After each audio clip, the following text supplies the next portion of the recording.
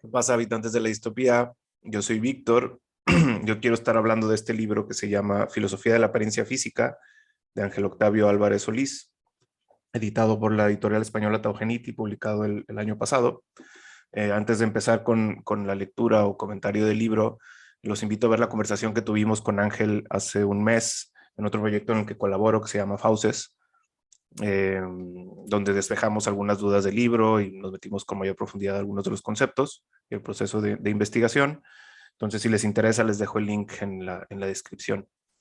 Pero bueno, ¿qué es la filosofía de la apariencia física? Este libro es básicamente un tratado sobre la cosmética, es decir, el campo de estudio que propone Ángel, donde se intersectan la estética, la ética y la política, y que tiene como objeto de estudio, así como su nombre lo indica la apariencia de sí, ¿no? La apariencia física del yo. Para Ángel, la vestimenta o nuestra manera de desenvolvernos y de presentarnos ante los demás es una dimensión que tiene una potencia política o tal vez infrapolítica de bastante importancia, pero que suele dejarse de lado debido a su aparente banalidad o superficialidad, ¿no? Entonces, por eso no se estudia con tanta profundidad en la filosofía. Pero bueno, Ángel lo que trata de hacer es precisamente reivindicar la importancia que tiene la apariencia física para la filosofía. Entonces, lo que voy a hacer va a ser seguir un poco la argumentación del libro, como siempre lo hago en estas lecturas, eh, y destacar algunas ideas que me parecen relevantes. Entonces, primero lo que hace Ángel es, obviamente, el concepto central es este que digo, el concepto de la cosmética, que lo entiende como esta disciplina que estudia esta relación entre la ética, la estética y la política, y que tiene como objeto la apariencia física. Bajo este entendido, la cosmética no es lo que comúnmente entendemos como cosméticos o maquillaje, aunque ciertamente está bastante relacionado. Sin embargo, la cosmética significa un modo de ordenar el mundo, es decir, un cosmei en su sentido etimológico, y que se expresa en el cuidado de la apariencia de sí. La estructura del libro se divide en tres partes: una arqueología del vestido, una metafísica de la apariencia física y una ética de la edición de sí. Aquí les dejo el índice por si lo quieren revisar. Y lo que hace al inicio en la arqueología del vestido, Ángel, es argumentar la importancia de la vestimenta para la ontogénesis humana, ¿no? Para los procesos de subjetivación del humano, ¿no? Entonces, Ángel se opone a varias visiones bajo las que comúnmente se ve el cuerpo y la vestimenta, y que casi todas están permeadas por una visión platónico-cristiana y teológica, sobre todo, ¿no? Primero, la hipótesis de que venimos desnudos al mundo, como si tuviéramos este primer momento de pureza, inmaculados. Y lo que dice es que en realidad la desnudez presupone ya una vestimenta, ¿no? Cuando alguien dice que está desnudo es porque se le han quitado los ropajes, ¿no? O incluso la piel podría entenderse como un tipo de vestimenta, ¿no? El tono de la piel, el cuerpo mismo tiene una dimensión cosmética bastante importante, ¿no? Luego se opone también a la visión de que el contrato social es primeramente natural, ¿no? Dice Ángel que previo a todo tipo de socialización existe lo que él le llama un contrato vestimental, eh, que este contrato vestimental es de inicio una condición para la socialización, ¿no? Si uno sale desnudo a la calle, pues va a ser rechazado a la primera, ¿no? Antes de socializar, uno se viste para presentarse ante el otro, ¿no? O incluso la desnudez, pues, en este sentido, podría ser un tipo de vestimenta también, una forma de proyectarse. Y bueno, y lo que dice Ángel es que este hecho de presentarse ante el otro, de elegir cómo uno se va a vestir, está reflejando ya una visión del mundo que se materializa en estas prendas que usamos o en la manera en la que nos desenvolvemos, ¿no? Y esta forma de ordenar el mundo ya implica una ética. Eh, y tercero, se va a poner también a la visión de que la vestimenta no es solo un ornamento accidental o algo que le añadimos a nuestro cuerpo para estetizarlo, ¿no? Nada más. Eh, sino al contrario, voy a decir, Ángel, que el ornamento es primigenio, es primordial, ¿no? Esto que pensamos que es accidental no es accidental, ¿no? O más bien lo accidental no es secundario. Entonces, en este sentido, yo creo que es en donde Ángel, la propuesta de Ángel se conecta con los temas que abordamos regularmente en estas lecturas que hago, que regularmente tienen que ver con la filosofía de la técnica o con las cuestiones de la tecnología, porque al final la vestimenta es una técnica, ¿no? Las prendas de vestir son prótesis cosméticas, como dice Ángel, pero que no necesariamente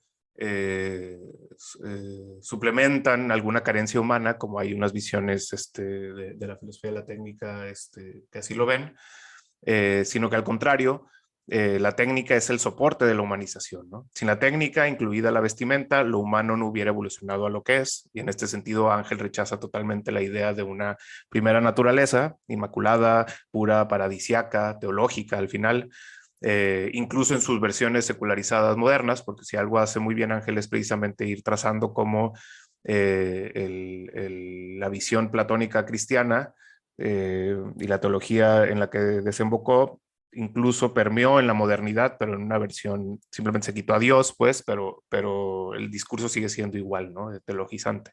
Entonces, Ángel lo que hacen es, al contrario, reivindicar lo artificial y lo accidental como algo primordial. No hay nada puro o inmaculado, ¿no? Todo ya viene artificializado. Entonces, bueno, esto, ¿no? Para Ángel, la prótesis cosmética no debe entenderse como una suplementación de una carencia humana, como si el humano, pues sí, tuviera que suplementarse o accidentalmente, sino que la cosmética es algo que nos abre al mundo y que a su vez nos codifica éticamente, ¿no? Dice Ángel en esta cita que voy a leer. Dice: el vestido, en tanto medio o milieu, opera como un recurso de modificación ética, un detonante político de las mutaciones antropológicas debido a que utiliza los artefactos y los útiles como modos de ser en el mundo. El vestido como prótesis cosmética abre la posibilidad de pensar al ser humano como un campo infinito de posibilidades ontológicas, sin determinación técnica ni condicionantes históricos. El vestido es la apertura de la vida sensible y como tal, la forma originaria con la que el ser humano comienza a vivir para sí y para los otros. Con el vestido comienza la vida humana. El humano nace vestido de piel y termina su vida arropado en ceniza. Entonces esto, ¿no?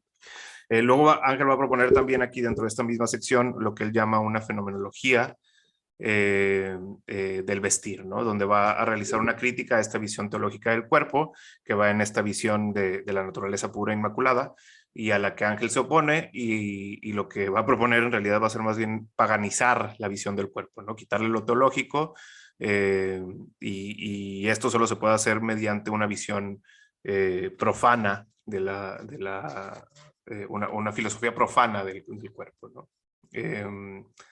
Y esto sí, significa reivindicar la apariencia sensible o la carne sobre el espíritu, dice Ángel.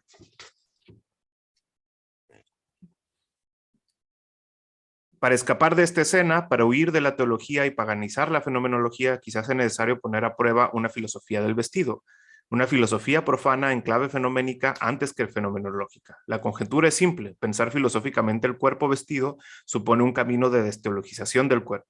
El cuerpo humano, cuando es analizado fenoménicamente desde la experiencia de la apariencia física, a partir de la forma del vestido, por medio del cubrimiento cosmético de las telas, está pensado sin teología, sin desnudez, sin misterio, materia sensible, intervención profana. La razón de esta afirmación es que el cuerpo vestido desaparece la oposición entre el interior y el exterior. La diferencia ontológica entre cuerpo desnudo y cuerpo vestido no existe más. Todo cuerpo es una envoltura, un cubrimiento, una imagen sensible, ya sea de piel, de tela o de materiales sintéticos. El cuerpo es una imagen, el cuerpo es un medium, el cuerpo es una cubierta cosmética.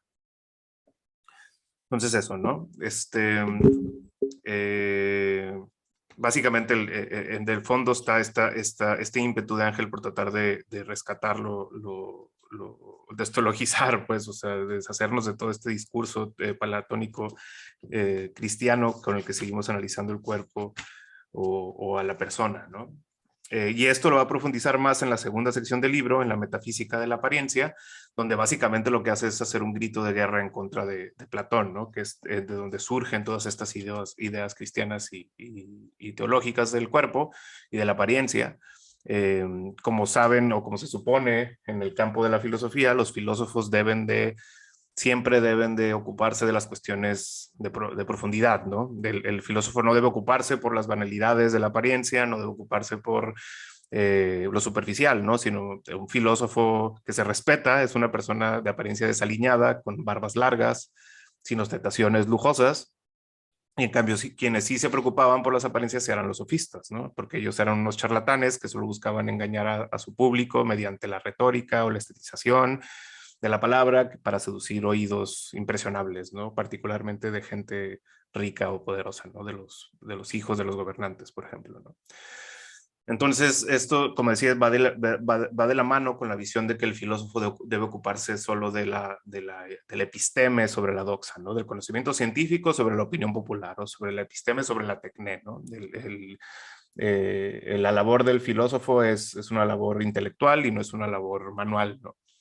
O las causas profundas, esenciales sobre lo accidental. Entonces, para Ángel, esta visión es una visión vetusta de la filosofía, que es que en realidad es una enfermedad que se refleja o que queda expresa en esta cita de Whitehead que tanto se repite de que la filosofía solo son notas de pie a la obra de Platón, y lo cual muestra la virulencia que ha tenido la enfermedad platónica. Entonces lo que busca hacer Ángeles es extirpar ese tumor platónico, reivindicando lo accidental sobre lo esencial, o la materia impura sobre la forma pura, la estesis sobre logos, o los sofistas sobre los filósofos, ¿no? Y esto lo va a hacer más adelante cuando habla de la plasticidad y cuando habla de esta condición plástica del mundo, ¿no? Y bueno, como decía, esta visión platónica desembocó en la época contemporánea en lo que Ángel llama el dispositivo teológico de la perfección. Entonces aquí Ángel hace una distinción, se mete a dos conceptos que se han utilizado mucho, sobre todo a través de la corriente del postestructuralismo francés, de Deleuze y Foucault, y también su influencia en Agamben, que son los de aparato y dispositivo, ¿no? O el aparel y el dispositivo. Ángel lo que trata de hacer es distinguir un poco estos dos conceptos o usarlos como herramientas, pero distinguiéndolos, ¿no? Para Ángel, el aparato o el aparel es una configuración técnica que condiciona los cuerpos, y esta configuración técnica produce una forma de sensibilidad capaz de determinar una época. El aparato explica a una época porque produce un sensorium común.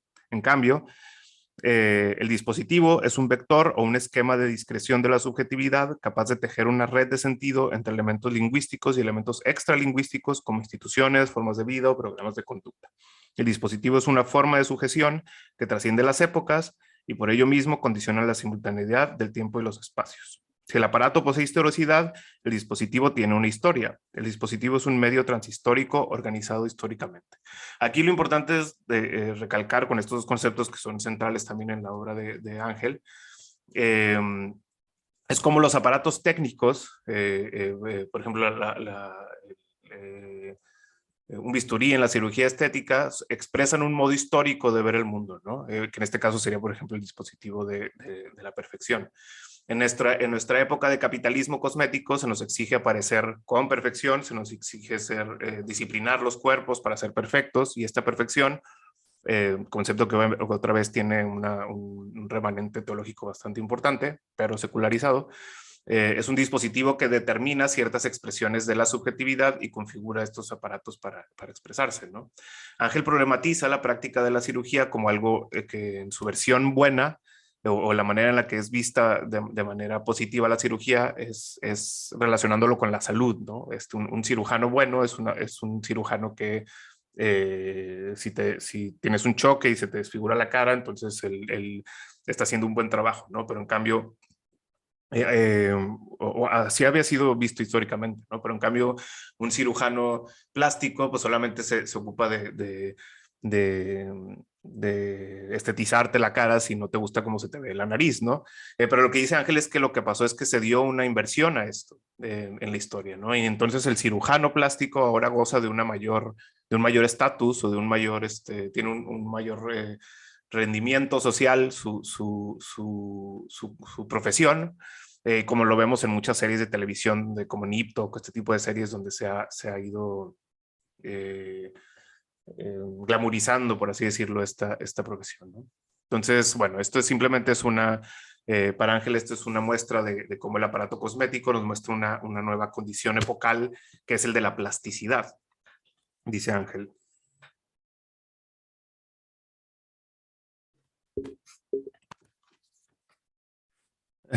Por lo anterior, la tesis fuerte es que el aparato quirúrgico representa el aparato epocal del capitalismo cosmético y por extensión que este aparato es capaz de crear una manera de ser de los entes mediante la desactivación del dispositivo de la perfección, la ontología de la plasticidad.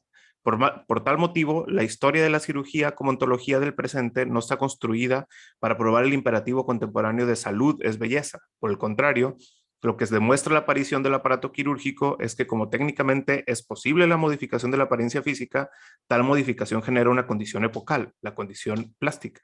En consecuencia, el cambio de registro filosófico de la cirugía significa que para dejar de ser una simple técnica médica y transformarse en una condición técnica del pensamiento, requiere de un trabajo paciente, meticuloso e histórico, para indicar la historia de la cirugía como la historia de una técnica cosmética.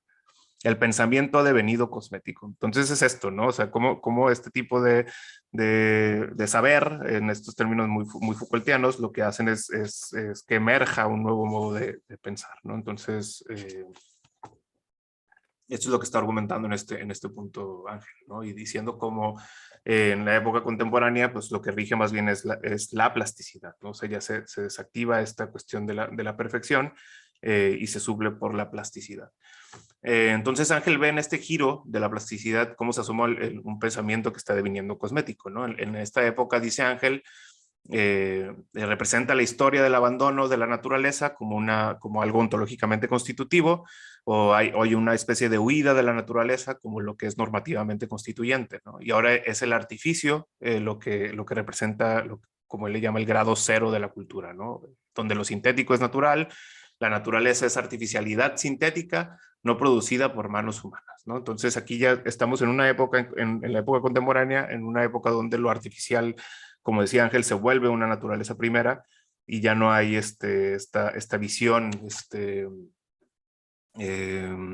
eh, pues sí, de primacía de lo inmaculado, ¿no? O lo puro. Esto, no, esto abre la posibilidad, dice Ángela, a lo que él llamaría una libertad plástica, ¿no? O esta plasticidad, dice Ángel, nos lleva a una definición de la libertad como producción de formas sin acabamiento, formas informes, imperfectas, imperecederas, como los materiales plásticos, contaminantes y reutilizables, capaces de violentar el principio de la obsolescencia. Entonces, esta libertad plástica es una visión puede verse como una visión cosmética de libertad, que significa anteponer el tipo de la libertad jurídica de los modernos por esta libertad de plasticidad y de maleabilidad, ¿no? Entonces la pregunta para Ángel no debe ser cómo cambiamos la subjetividad ni cómo defendemos nuestras identidades, sino asumir que el ser es plástico, es maleable, es mutable, el mundo es dúctil, accidental y contingente. Es, como ya se ha adelantado, suponer que lo accidental es lo esencial o que la forma no es pura, sino que el contenido es un contenido desenvolviéndose, ¿no? Una impronta que a mí me parece bastante simondoniana, ¿no? Donde la materia ya presupone una maleabilidad y la forma siempre es un molde material a su vez, ¿no? Que es el ejemplo que da en la individuación Simondón del que hace los ladrillos, ¿no? Y bueno, y al final, el último capítulo, Ángel lo dedica a una ética de la edición de sí, donde va a proponer cómo la forma de la vida o la forma ética es posible gracias a los contenidos que aparentemente banales, ¿no? Como el gusto o el estilo o las maneras. Entonces aquí ya pasamos de cómo, si la forma no es una forma pura, sino más bien depende de su contenido, una ética también va a depender, no viene de una máxima kantiana formal totalmente, sino que más bien son los contenidos de la manera en la que nos desenvolvemos los que van a determinar esa ética, ¿no? Dice Ángel que una ética lo primero que presupone es un diseño del sí. El diseño del sí sería la forma contemporánea del cuidado del sí, que mucho estudió Foucault y que también se toca en Heidegger y que es muy importante también en la época grecolatina, ¿no? Es decir, la manera en la que el yo adquiere un tono o un estilo es mediante el diseño, dice Ángel, ¿no? Esto porque en la época contemporánea de primacía de imágenes, de relevancia de la mirada, la imagen y el objeto son lo mismo. En este mundo cosmetizado, las formas de subjetividad que emergen obedecen a una edición de sí. Ángel dice,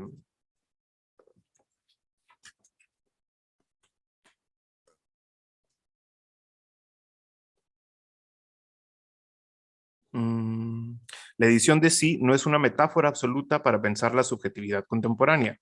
No es un tropo ni una exageración sociológica para rendir cuentas de las formas estéticas del capitalismo contemporáneo. Por el contrario, la edición de sí es la experiencia de producción de la vida ética en condiciones en las que los entes han devenido en imagen, en superficie, en posibilidad cosmética diseñada para aparentar.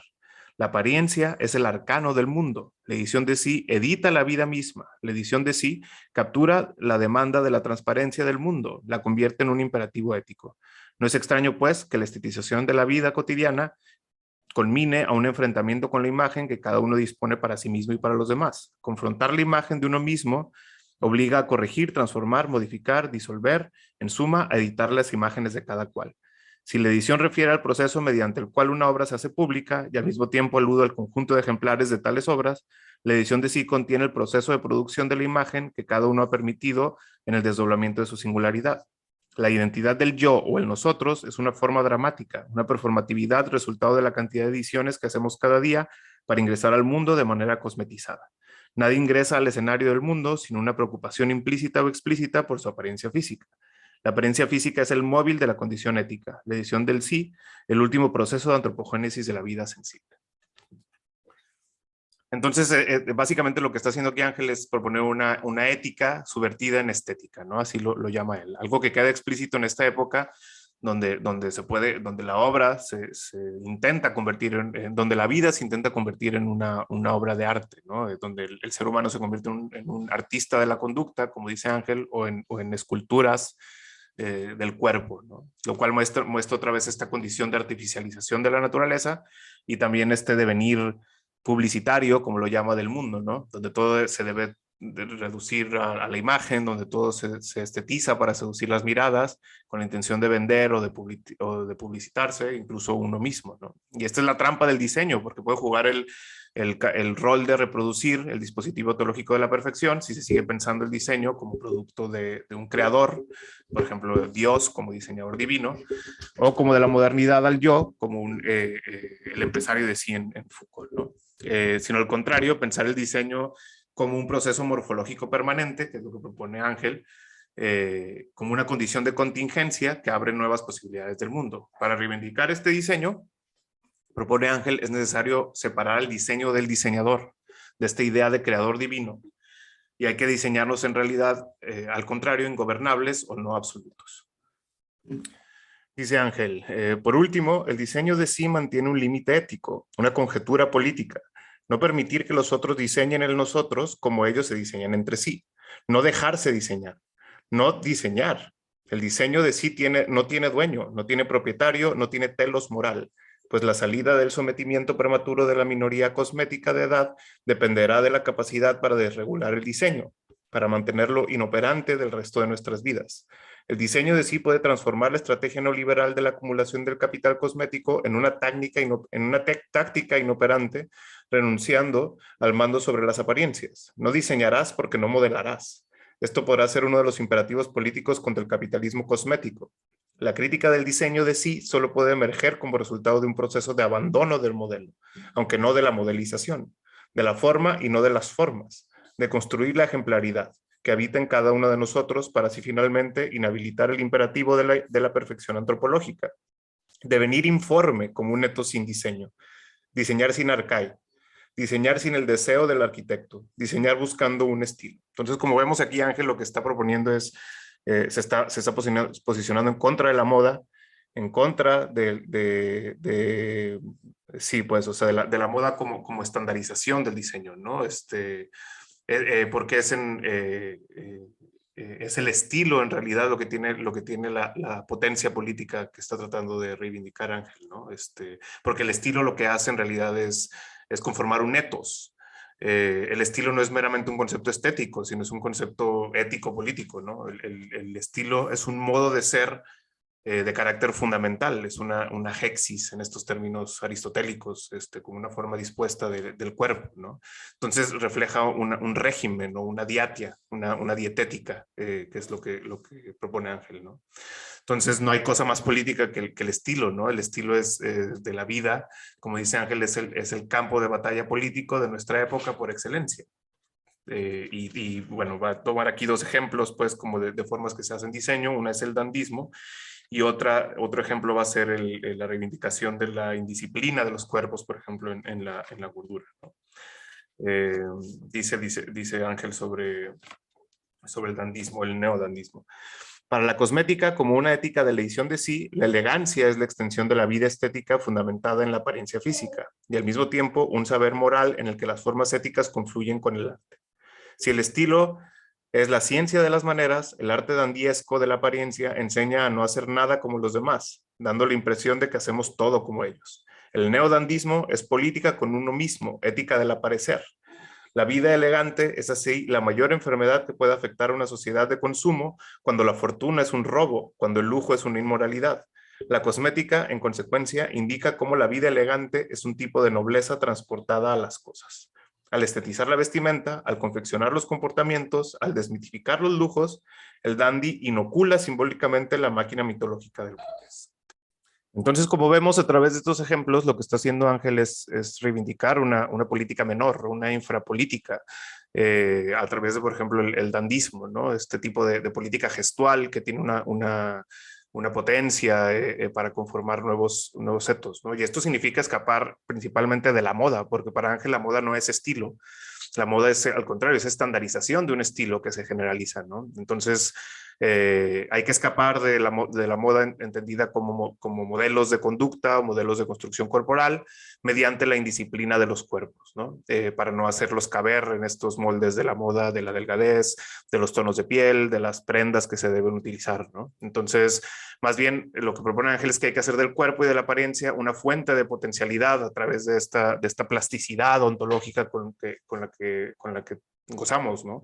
Algo que reivindica Ángel es a través de cuestiones como el neodandismo, que refleja una ética de la aparición de sí estilizada, pero no necesariamente sometida a la moda, y que refleja una manera infrapolítica de desenvolvernos, ¿no? Pero también lo hace a través de la reivindicación de la gordura como otra manera de desobediencia de la norma cosmética hegemónica de la moda.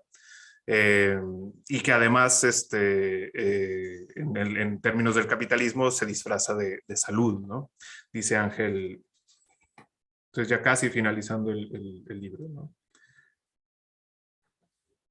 Dice Ángel, el activismo gordo no es más en el catálogo. El activismo gordo no renuncia a la cosmética. Sin embargo, instala en la imagen de los cuerpos grasos, en la extensión de los pliegues de la carne, la posibilidad de un estilo libertario, un estilo no atado a las normas corporales del capitalismo cosmético.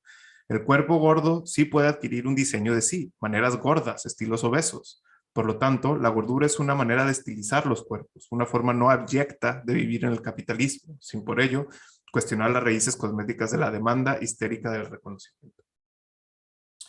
En consecuencia, las políticas de la gordura no pueden ser visibilizadas sin el imperativo ético del cuerpo delgado. Entonces, bueno, aquí va a empezar a decir cómo surgió esta visión del cuerpo delgado y también relacionado con el cuerpo de la mujer joven, ¿no? Que es algo que sobre todo comentando un texto de Tikkun, ¿no? Y bueno, ya para finalizar, lo que hace Ángel en su epílogo es proponer lo que él llama un capital cosmético de carácter poshegemónico, ¿no? Reconociendo que se puede reivindicar o se puede pues sí, voltear el papel que tiene el capital, sobre todo erótico, ¿no? Que es como hasta ahora se ha estudiado. Dice Ángel, que el capital cosmético, o que todos los tipos de capitales siempre pasan por el cuerpo, ¿no? El capital social, el capital económico, el capital cultural, todos pasan por el cuerpo, ¿no? Entonces, cabe hablar de un capital cosmético como que pone el cuerpo en el centro, ¿no? Y en todo caso hay que subvertir el capital cosmético, ¿no? Se pregunta Ángel, ¿cómo podemos cosmetizar el cuerpo sin capitalizarlo? Entonces, de entrada, lo que se tiene que hacer es primero separándolo del capital erótico, ¿no? Si el capital erótico es la forma en la que el capital que equipara la belleza con la salud o la gordura con el descuido, es este tipo de capital que explica por qué los bellos y los esbeltos y los blancos suelen tener mejores rendimientos económicos sociales a través de su apariencia. Al contrario, el capital cosmético nos hace ver que existen resquicios, existen lugares que no son rentables, ¿no? Esto implica pensar que no todo cuerpo es rentable, que hay cuerpos que el capitalismo ignora, ¿no? Y ahí es donde se puede hablar de una cosmética emancipadora, de la reivindicación de cuerpos indisciplinados, como ya hemos visto, ¿no? La cosmética tiene esa potencia para aparecer, irrumpir e intervenir en el espacio político, lo que dice Ángel. Y pues bueno, básicamente esa es la línea de argumentación de filosofía de la apariencia física. Como decía Ángel, va a publicar otros 2 libros, creo, sobre este tema y pues estaría muy bueno leerlos. Espero les haya gustado. Como les decía, está la conversación con Ángel en la liga de abajo y digo, pues chequen los demás videos y nos vemos en la que sigue. Chao.